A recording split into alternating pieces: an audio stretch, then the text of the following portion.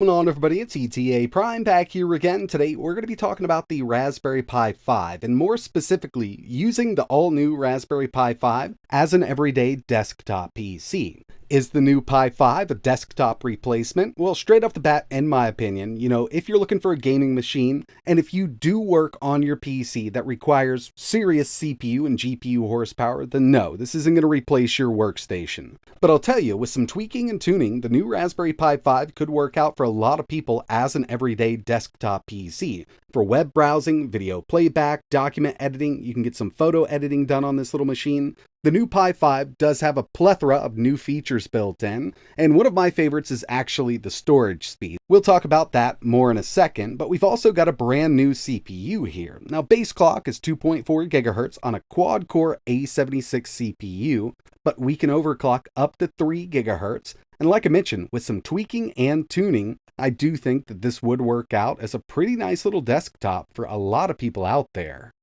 If you're familiar with the Raspberry Pi and Linux in general, then you might notice that I'm not using Raspberry Pi OS. This is Ubuntu. It's actually Ubuntu 23.10, and it now supports the Raspberry Pi 5. You can download this through the Raspberry Pi Imager or from Conical's official website. And in my opinion, right now, this is the operating system to use if you want to use it as an everyday desktop PC.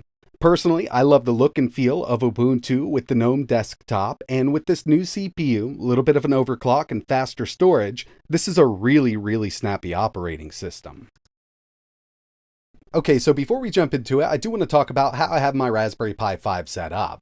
I've got the official cooler, and I've also got a 3 GHz overclock on the CPU, and I've also overclocked the GPU to 1000 MHz. With sufficient cooling, it's not going to thermal throttle. This official Raspberry Pi cooler does a really great job, even with that higher overclock, and it does unlock quite a bit of performance on the Pi 5. Next thing I recommend to up performance on the Pi 5 is not using a micro SD card. With the new I/O system that the Raspberry Pi Foundation has put in place on the Raspberry Pi 5, USB storage over the USB 3 port has significantly been increased, along with I/O from the SD card slot, but it's nowhere near what we can do over USB. Here's a quick benchmark I ran on both. Left-hand side, we've got that SanDisk Extreme. We capped out at 91.3 megabytes per second.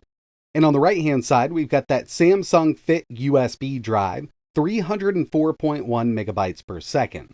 I personally do notice faster boot times. Everything just loads up a lot quicker using USB, and there's no extra setup required. Basically, you're just going to flash your operating system to a USB drive instead of a micro SD card, plug it in, boot it up, Raspberry Pi is going to be up and running. So really, that's all I've done here. Overclock the CPU, overclock the GPU, and I'm using USB storage. Now, I'm going to plug this into my game capture and show you what this thing can do. Okay, so here we are with Ubuntu on the Raspberry Pi 5. Like I mentioned, I did overclock the GPU and CPU. We've also got this running from a USB drive, a pretty fast USB drive. As you can see, we've got that Pi 5, Ubuntu 23.10. Up to 3 gigahertz here on all 4 cores. I've also got that GPU at 1000 megahertz, and this is the 8 gig model of the Raspberry Pi 5. I would highly suggest getting the 8 gig model if you want to use it as a desktop. Now, 4 gigs would get you by, but having that extra definitely helps out when having a bunch of apps open. Web browsing is pretty snappy here. I've installed Chromium. Now, you could always use Firefox if you want to, but just heading over to the Raspberry Pi website, you can see everything's going to load up really quickly here. And Ethernet would also help out, but I am on my Wi-Fi 6 network. Not too bad. Go over here to software.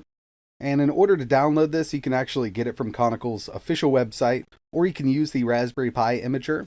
Just go to Other Images, and you'll see it there ready for the Raspberry Pi 5. You can flash it to an SD card or an external SSD USB drive.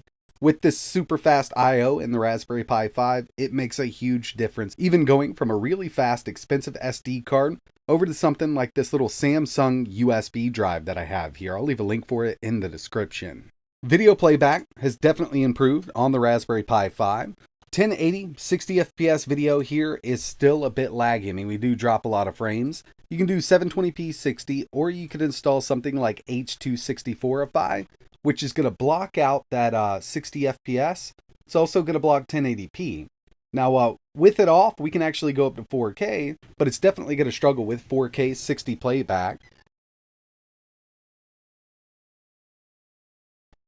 At 30 FPS, even 1080p 30, this works out really well. I mean, even the Raspberry Pi 4 did a pretty decent job at 720p 30, 1080p 30. We're still getting those drop frames at 1080 60, and hopefully this is fixed. Something we were wishing for on the Raspberry Pi 4 for a very long time, but at 60, it's going to drop a ton of frames. And as you can see, even at 30, we've still got some drop frames here. Now, it's totally watchable like this. It'd just be nice to go up to 1080.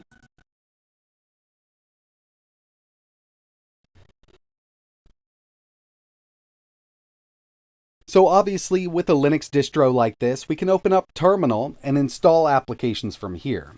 Sudo apt install, and as long as it's compatible with ARM, we'll be able to install it. But Ubuntu also comes with the GNOME Software Center, which makes it really easy for new users to get new applications. Got a few different sections down here: create, work, play, develop.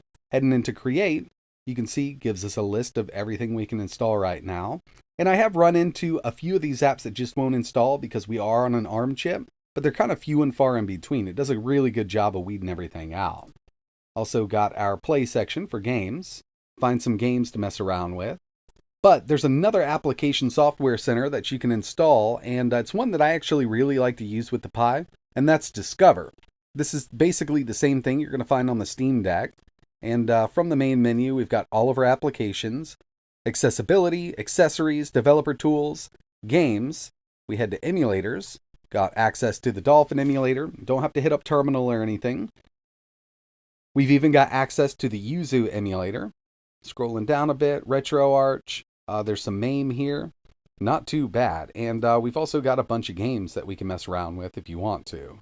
This is one that I personally like to use because it does offer some different applications than the GNOME Software Center that comes pre-installed with Ubuntu. One thing you might want for a full desktop experience would be some type of document editing software, and LibreOffice has you covered. You can download the full suite for free. You can do it directly from the GNOME Software Center here, or you can do it from Terminal. We've got the LibreMath, LibreWrite, LibreCalc, got a drawing suite here. Let's go into the writer. And this will allow us to easily create new documents or edit existing documents. Everything you need is here. I mean, as you can see, it is a full suite. So it's definitely got you covered with any kind of editing or creation you need. And another thing that I always like to install is a nice photo editor. We've got GIMP, open source, ready to go, sort of like Photoshop, but yeah, it's free to use. So from here, I'll just go ahead and open up this image. This is something I just downloaded. And let's say we just wanted to do a little bit of editing here. Really easy to use. If you've used any kind of editing software before, you should be right at home. And we can do this real quick. Let me go ahead and just get this all cut out. Just copy that. Go ahead and paste it. Now what I want to do here is let's just go ahead and fill this in. So we can fill it in with a pattern. We can go with basically any color we want. Let's go ahead and choose red here. There's several ways to do this. I just use the edit, kind of fill with color. File, we'll go ahead and export this. And I'll just export it directly to my desktop. And we can close this down. And you can definitely edit photos. Just a quick cutout here, definitely not perfect, but if you took your time, you can make it look really pro here with GIMP. And the final thing I wanted to talk about here was something experimental that I've been messing around with, and that's going to be Steam on the Raspberry Pi. I've got a few games installed. I've got a couple of these working, but let's go with, we'll just open up Steam real quick. I'll show you this. I've got it in the smaller mode. Got a couple downloaded. Half-Life 2.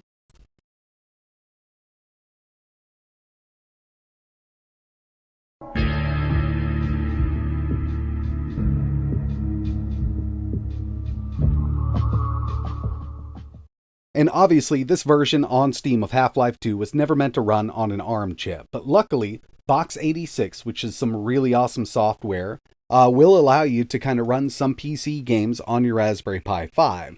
And this hasn't totally been optimized for the Pi 5. I'm sure in the future we'll get some better updates here. This is not running like I was really hoping it would. But again, still really early. And I think we've actually got Half-Life 2 running on the Raspberry Pi 4 a bit better than this right here. But it's still pretty cool to see that, in these early stages, we've got PC games running on the Raspberry Pi 5. This will get better down the road. Now, don't expect to run Cyberpunk 2077 natively on this ARM chip, but I think we're going to see some really awesome old games running at full speed on this single board computer. So in the end, yeah, I do think that this could be used as an everyday desktop PC for a lot of people out there with some tweaking and tuning. Now, again, like I mentioned at the beginning, if you're looking for a AAA gaming machine, or if you need a workstation that requires a lot of CPU and GPU power to get your work done, this won't be for you, but for everyday computing tasks, you could definitely get by with a Raspberry Pi 5.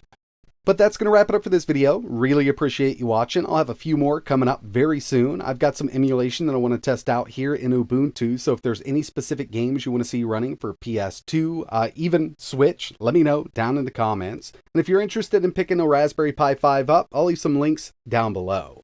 But that's it for this one. Like always, thanks for watching.